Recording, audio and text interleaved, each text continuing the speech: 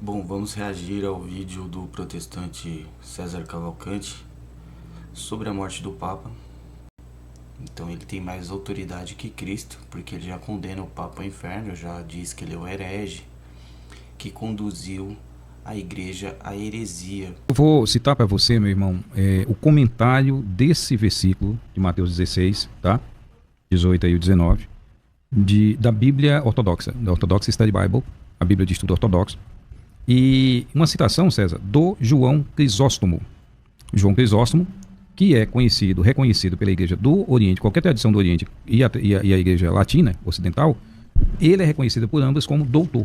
É verdade. Então, João Crisóstomo é santo. Poucos têm essa. O boca de ouro. Boca de ouro. Doutor da Igreja do Oriente e da Igreja do Ocidente. Esse é João Crisóstomo, só para você ter ideia.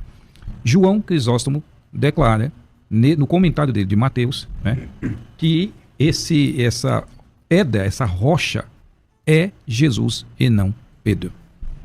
Então, assim, se eu fiz até um vídeo um dia no meu Instagram lá, e teve uns católicos que ficaram bravos comigo. Mas, assim, o fato é, primeiro, meu irmão, até 500 anos atrás não existia a Igreja Católica Romana, com a inclusão desse nome. Nós vamos até quando? Até o período da Reforma Protestante. O termo Igreja Católica é um termo muito, muito usado de forma geral, né? Mas a Reforma Gregoriana, já no século XI, né? Século XI, a Reforma Gregoriana, o Gregório, eu acho que o Gregório VII, ele que vai introduzir a ideia do papado, por exemplo, César. Antes do século XI, todos os bispos e presbíteros do Oriente eram chamados de Papa. É a ideia do pai, a mesma ideia do padre, né? Padre e pai é a mesma palavra. E no Ocidente, eram só os bispos. Todos os bispos do Ocidente. Não é o bispo de Roma, que era chamado apenas de Papa. Todos os bispos da Igreja do Ocidente. Isso está na história. Leia o Richard McBrien, História dos Papas, né? Que vai até João Paulo II, tá certo? E ele, na introdução, ele já diz o seguinte: Richard McBrien foi um padre, que foi um escritor. Se você fizer uma pesquisa dos livros do Richard McBrien na Amazon, você vai ver lá uma pancada de livro, uma pilha de livro, principalmente em inglês. Ele foi um grande historiador católico, era católico, escreveu muito em defesa da igreja, mas na introdução desse livro ele diz: não existe prova histórica de que Pedro foi o primeiro papa, e ele declara com todas as palavras o seguinte: a tradição não é fonte de certeza histórica. Então a gente pode adotar isso como tradição, mas a história não comprova. É que depois... Bom, o que acontece aqui? Eles citaram aqui São João Crisóstomo, a homilia de São João Crisóstomo, afirmando aqui que a igreja é fundada, né? O bispo oriental, São João Crisóstomo, afirmando que a igreja é fundada sobre a confissão de Pedro e não sobre Pedro. Eu vou ler a homilia na sequência, mas o que eles vão fazer é o seguinte: eles vão negar a história, eles vão negar os primeiros registros da igreja, que é a patrística, a fonte primária da história da igreja, que é a patrística, né? Então, o que ele vai dizer? Que a fonte da história da igreja, a patrística, por ser uma tradição, não é uma fonte histórica. E é sim uma fonte histórica. É sim uma fonte histórica patrística. E eles vão negar também os concílios, então, porque os concílios afirmam que Pedro foi o primeiro bispo da igreja. O que ocorre aqui é que eles inculcaram com esse título de Papa, porque é o bispo da igreja de Roma, recebeu o título de Papa, e outros bispos também eram, tá? Então vamos fazer o seguinte: vamos chamar o bispo, o Papa, de o bispo primaz da Igreja de Cristo. E é isso que os concílios reconhecem. Vamos ver aqui, ó. Antes de começarmos, vou pegar um texto aqui que eu achei no site Apologistas Católicos. Ó, antes de começarmos com as citações dos pais da Igreja, é bom deixar aqui claro que os protestantes não sabem, ou pelo menos preferem ignorar. Em pleno concílio de Éfeso, no ano de 431, ocorreu uma solene proclamação da primazia petrina, chamando Pedro de príncipe e cabeça dos apóstolos, e a coluna e fundamento da Igreja Católica, e ao mesmo tempo reconhece o bispo de Roma como seu sucessor. Vejamos, não há dúvida, isso aqui, ó, abre aspas, isso aqui é o concílio de Éfeso. Não há dúvida de fato, por todos os séculos é conhecido que o santo e muito bem-aventurado Pedro, príncipe e cabeça dos apóstolos, coluna da igreja, coluna da fé e fundamento da igreja católica, recebeu as chaves do reino dos céus, recebeu as chaves do reino das mãos de nosso Senhor Jesus Cristo, Salvador e Redentor do gênero humano, e a ele foi dado o poder de perdoar os pecados. E ele, em seus sucessores, vive e julga até o presente e para sempre. Concílio de Éfeso 431, discurso de Felipe, legado do Romano Pontífice. Aqui, ó. O mesmo ocorreu no Concílio de Calcedônia, de onde havia aproximadamente 150 bispos, todos orientais e só 2 ocidentais. Abre aspas, esta é a fé dos padres, esta é a fé dos apóstolos. Devemos crê-la. Seja anátema quem não crer. Pedro nos fala por meio de Leão. Esta é a verdadeira fé. Concílio de Calcedônia, Atas do Concílio, seção 2.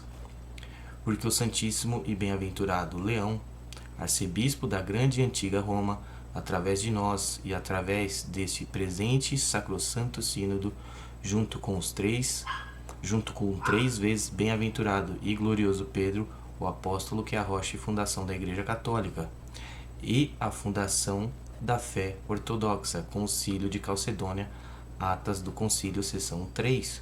Então eles vão negar a história, vão negar a patrística, vão negar as palavras do Cristo, vão negar a sucessão apostólica e vão abraçar a pedra angular do protestantismo, que é Martinho Lutero. Então eles vão negar tudo o que os padres da igreja disseram, toda a história da igreja fundada por Cristo. Eles vão abraçar a heresia de Martinho Lutero. A pedra angular do protestantismo não é o Cristo e nem a igreja, é Martinho Lutero. Vamos ler a homilia aqui só para não restar dúvidas. O que então? Isso é a homilia de São João Crisóstomo, a homilia sobre o Evangelho de Mateus. A homilia 54. Vamos lá. O que então diz a boca dos apóstolos? Pedro, em todos os lugares fervoroso, o corifeu do coro dos apóstolos.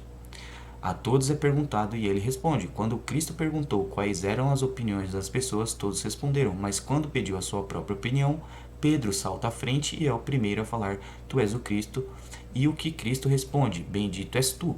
Porque então disse Cristo, tu és Simão, filho de Jonas, e tu serás chamado Quefas, que quer dizer pedra, e aqui ele faz a referência a São João, capítulo 1, versículo 42, que lá ele afirma, no primeiro instante em que fixa o olhar em Simão, ele muda o nome de Simão para Pedro, para Quefas, que quer dizer pedra. Então, aqui, continuando, ele diz aqui, ó, porque tu tens proclamado meu pai, e eu nomeio o teu pai, como se dissesse, como és filho de Jonas, eu também sou filho de meu pai, e te digo, tu és Pedro, e sobre esta pedra edificarei a minha igreja, que está sobre a fé desta confissão. Então, pelo fato de Pedro confessar que Cristo é o Filho do Deus vivo, eles dizem, não, a igreja não está fundada sobre Pedro, e sim sobre a confissão de Pedro.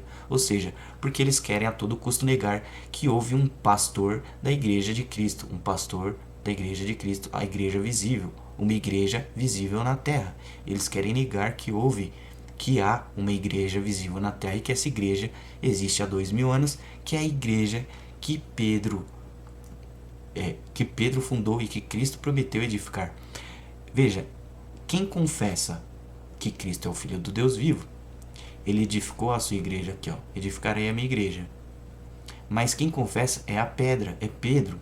Então a confissão de Pedro e Pedro é a mesma coisa, porque quem confessa é Pedro, e a igreja é fundada sobre o apóstolo Pedro. E aqui, vamos continuar. Por isso ele mostra que muitos acreditarão e eleva o seu pensamento ainda mais alto e o faz pastor. Aqui, ó, ele faz de Pedro pastor da sua igreja. E as portas do inferno não prevalecerão contra essa igreja. Qual igreja? A Igreja Católica Apostólica Romana e todas as igrejas em comunhão com ela. Se elas não prevalecerão contra ela, e muito menos contra mim, né? Se referindo aqui ao Cristo, por isso não vos assusteis ouvindo, serei traído e crucificado. E depois ele fala de outra honra. Eu te darei as chaves do reino dos céus. O que é este? Eu te darei.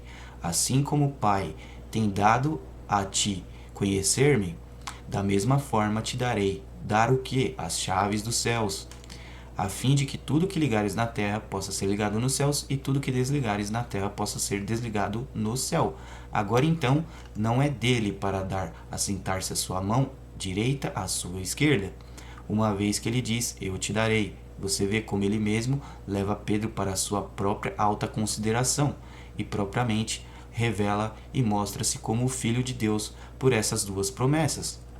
E aí ele diz aqui, ó, por isso, pois o que é próprio de Deus por si só, ou seja, perdoar os pecados e fazer a igreja tão grande e capaz de sobrepor sobre as ondas do mar e fazer com que um pescador seja mais forte do que qualquer rocha, quando todo mundo guerreia contra ele, isto é, ele propriamente promete dar, assim como o pai disse, falando a Jeremias que iria colocá-lo como uma coluna de bronze e como um muro, mas Jeremias para uma única nação, e Pedro para o mundo inteiro. A igreja de Pedro é a igreja do mundo inteiro, a igreja católica apostólica romana. Ou seja, aí vamos continuar aqui, ó, o milênio não acabou. Eu desejaria perguntar àqueles que desejam diminuir a dignidade do filho, quais são os dons maiores? Aquele que o pai confiou a Pedro ou aquele que o filho lhe deu? O pai deu a Pedro a revelação do filho, mas o filho deu a ele o dom de espalhar o dom do pai de si mesmo em todo o mundo. E a um homem mortal ele confiou o poder sobre o qual está nos céus, ao dar as chaves a ele que estendeu a igreja no mundo inteiro e mostrou-a mais forte que o mundo. Veja, aqui Pedro, a igreja está fundada sobre o apóstolo Pedro. São João Crisóstomo confirma isso. Não é sobre só a confissão de Pedro, é a pessoa de Pedro. A um homem foi confiada as chaves do reino dos céus, como ele diz aqui. A um homem mortal foi confiada as chaves do reino dos céus, e fazer com que um pescador seja mais forte do que qualquer rocha, que todo mundo guerreia contra ele. E aí ele diz aqui, ó, compara Jeremias, e ele diz aqui que Jeremias é para uma única nação e Pedro para o mundo inteiro. Essa é a igreja de Cristo no mundo inteiro. Essa é a igreja universal. E os protestantes negam esse dogma. Cristo prometeu edificar uma igreja. E aí o apóstolo Pedro vai e funda a igreja em Roma. E aí essa igreja aqui tem 2000 anos. E os protestantes negaram essa igreja. E aí um papa morre, aí vem um protestante que não tem ligação nenhuma com a igreja que Cristo fundou, nem com os apóstolos, nem com as sagradas escrituras, nem com o sagrado evangelho, e aí ele vem com uma autoridade que ele tirou não sei da onde, condenar o papa ao inferno. Não tem cabimento. E aí o nome, e funda uma denominação protestante, cujo nome é Igreja Genuína.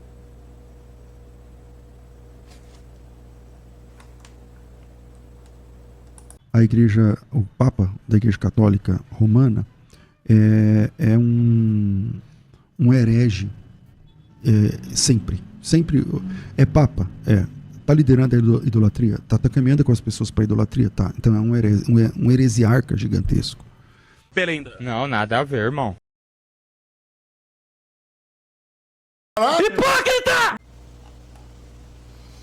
Bom, qual que é o contexto que os protestantes utilizam para dizer que os católicos adoram imagens? Vamos ao Êxodo capítulo 20, do versículo 1 ao 6. E aí está escrito assim: não terá outros deuses diante de minha face, não farás para ti escultura nem figura alguma do que está em cima nos céus, ou embaixo na terra, ou nas águas debaixo da terra. Não te prostrarás diante delas e não lhes prestará culto. Ok? Isso é o que eles utilizam para afirmar que católicos adoram imagens. Deus não se contradiz, correto? Correto. Deus mandou fazer imagens? Mandou. Porém, qual que é o contexto aqui? O povo tinha acabado de sair da terra do Egito, como está escrito em Êxodo capítulo 20. Eu sou o Senhor teu Deus que te fez sair da terra do Egito, da casa da servidão.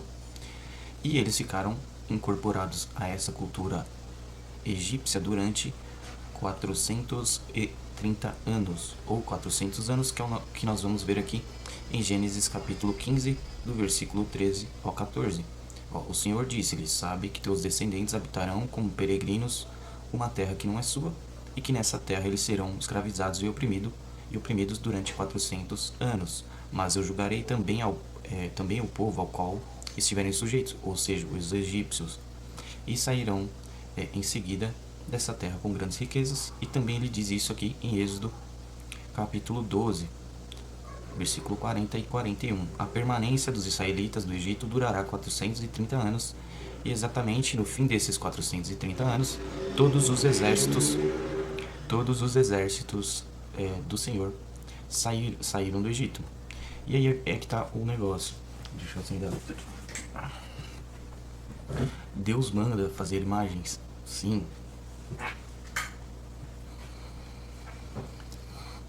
Bom, Deus manda fazer imagens? Sim.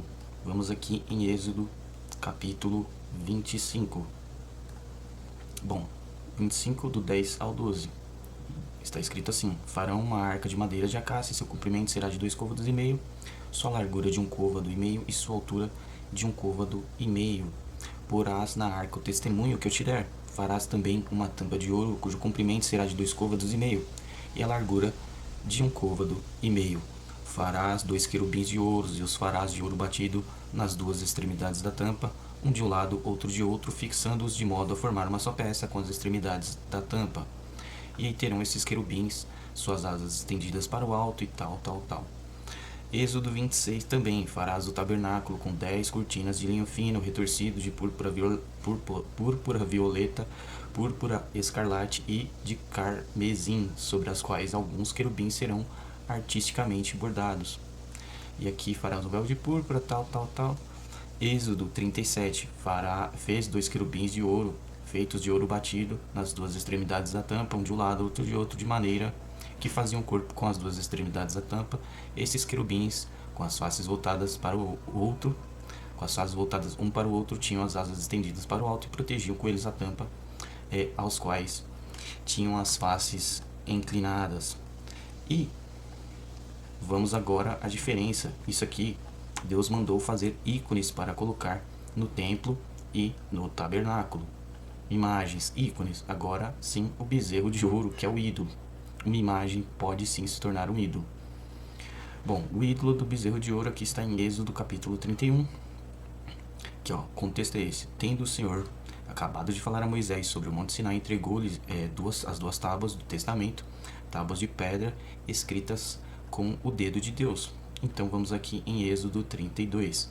Vendo que Moisés tardava a descer da montanha, o povo agrupou-se em volta de Arão e disse-lhe: vamos, faze-nos um Deus que marche à nossa frente, porque esse Moisés que nos tirou do Egito, não sabemos o que é feito dele. E Arão pega ali tudo que eles tinham de ouro, joga ali, fez uma forma, um molde, né, de um bezerro, e jogou no fogo, e ali saiu um bezerro de metal fundido. E aí eles exclamaram: eis, ó Israel, o teu Deus que te tirou do Egito, se referindo àquele bezerro que eles tinham feito, o bezerro de metal, bezerro de ouro. E mais à frente, o Senhor disse a Moisés assim, ó: vai, desce, porque se corrompeu o povo que tiraste do Egito. Desviaram-se depressa do caminho que lhes prescrevi, fizeram para si um bezerro de metal fundido, prostraram-se diante dele e ofereceram-lhe sacrifícios, dizendo: eis, ó Israel, o teu Deus que te tirou do Egito. Veja, eles fizeram um bezerro de ouro e adoraram no lugar de Deus. Não é isso que os católicos fazem com as suas imagens dos santos, dos apóstolos, de Maria. Não é isso. Nós veneramos o que aquela imagem representa. E Deus sim mandou fazer um ícone. Sim, e também mandou fazer uma serpente de ouro, que ele curava através dessa serpente. De ouro não, de bronze. Vamos aqui em Números capítulo 21. Partiram do Monte Or na direção do Mar Vermelho para contornar a terra de Edom. Mas o povo perdeu a coragem no caminho e começou a murmurar contra Deus e contra Moisés. Ok? Então, o Senhor enviou contra o povo serpentes ardentes que morderam e mataram a muitos. E o povo se arrependeu, veio aqui até Moisés e disse: pecamos murmurando contra o Senhor, contra ti, rogamos ao Senhor que afaste de nós essas serpentes. Moisés intercedeu pelo povo, olha só, Moisés intercedendo pelo povo. E eles dizem que não há nenhum intercessor entre Deus e os homens, né? Curioso isso. Moisés intercedeu pelo povo e o Senhor disse a Moisés: faze para ti uma serpente ardente, mete-a sobre um poste e todo aquele que for mordido, todo que for mordido, olhando para ela, será salvo para a serpente. Moisés fez, pôs uma serpente de bronze e fixou-a sobre um poste. Se alguém era mordido por uma serpente e olhava para a serpente de bronze, conservava a vida. Ou seja, Deus curando através de uma imagem que ele mandou Moisés fazer. Ou seja, ele mandou aqui Moisés fazer imagem. Na construção do templo, do tabernáculo, tinham imagens de querubins. E os protestantes dizem que nós somos idólatras, né? Sendo que Deus mandou fazer imagens. Vamos aqui no primeiro livro de Reis, no ano 480, depois da saída dos filhos de Israel do Egito, Salomão, no 4º ano do seu reinado, no mês de Ziv, que é o segundo mês, empreendeu a construção do templo do Senhor. Fez no santuário 2 querubins de pau de oliveiro que tinham 10 côvados de altura. Cada uma das asas dos querubins tinha 5 côvados, e aqui ele descreve a altura dos querubins. Salomão pô-los no fundo do templo, no santuário, tinha as asas estendidas, de sorte que uma asa do primeiro tocava uma das paredes, e aqui ele vai dando a descrição dos querubins. Tem diversas passagens dizendo que Deus mandava fazer imagens e tal. 1 Reis, capítulo 6, 1 Reis, capítulo 7. Salomão levou 13 anos a terminar a construção de seu palácio. Nos painéis, em quadros de moldura, havia leões, bois e querubins, olha só. Assim como nas travessas, igualmente. Por cima e por baixo dos leões e dos bois pendiam grinaldas em forma de festões. Assim foram concluídos os trabalhos empreendidos pelo rei Salomão para o templo do Senhor. Ou seja, na construção do templo do Senhor, ele construiu imagens de querubins, leões, lobos, palmeiras, essas coisas todas. Tinha imagens. 2 Reis, capítulo 18. E aqui ele, observação, Deus mandou lá em Números 21 construir a serpente de bronze, Moisés fazer uma serpente de bronze, e todo aquele que olhava para a serpente ficaria curado, correto? Deus curou através das imagens. Vamos aqui em 2 Reis, capítulo 18, do 1 ao 6. No 3º ano do reinado de Oséias, filho de Ela, rei de Israel, Ezequias, filho de Acaso, rei de Judá, começou a reinar.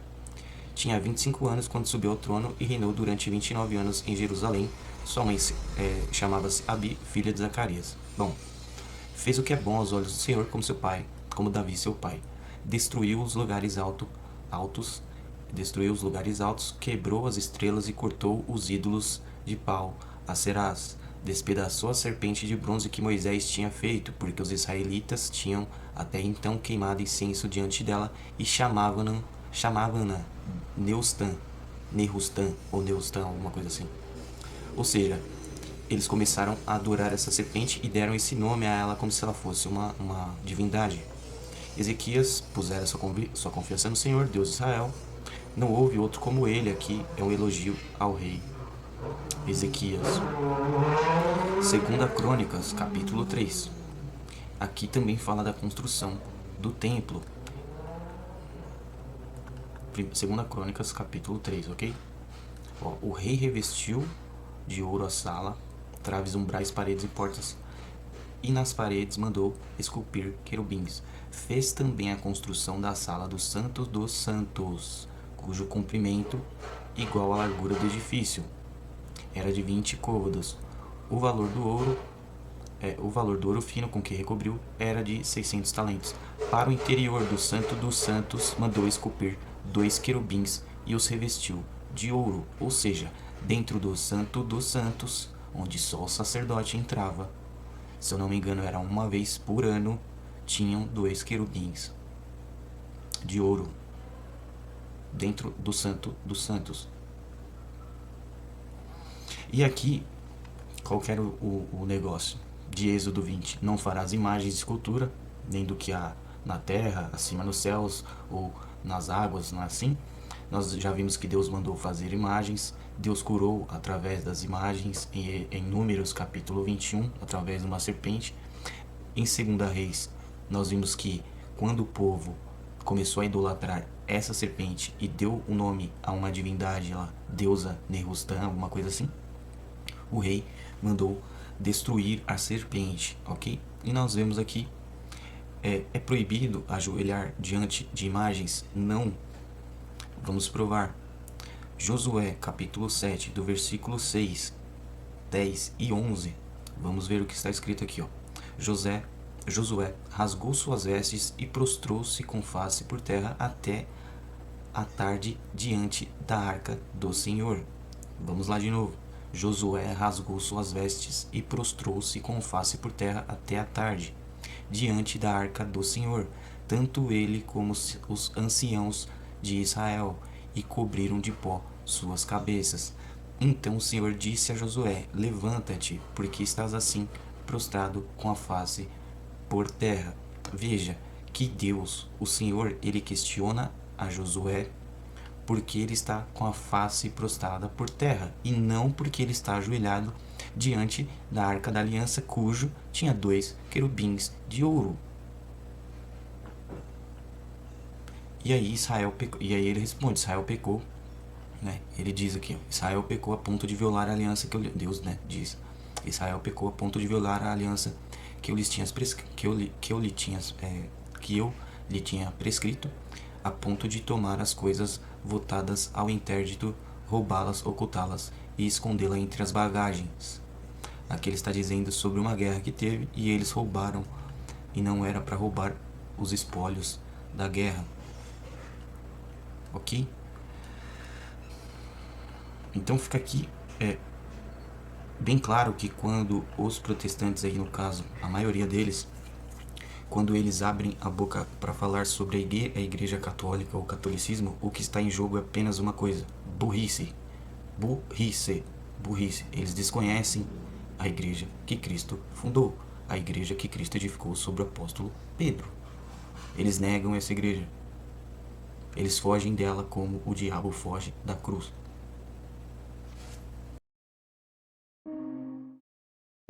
Long ways. I had a week off and I was scheduled for Peru. And I prayed about it and I thought, I'm not missing that dedication in Jerusalem. You said that you don't like to fly commercial because you don't want to get into a tube with a bunch of demons. Do you really believe that human beings are demons? No, I do not. And don't you ever say I did. Pregador, eu sou profeta. Of the king, the power, the man, the bastard, the king, the fairy, the smile.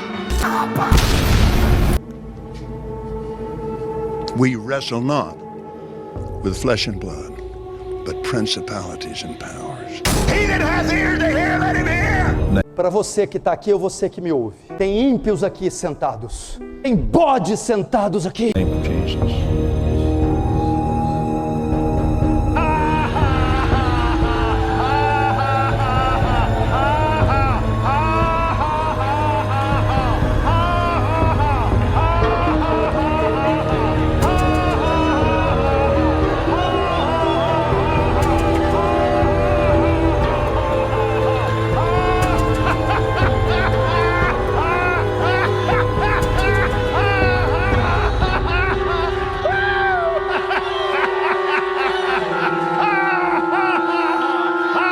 Você que está sentado aqui, você que me ouve aí, é só um religioso.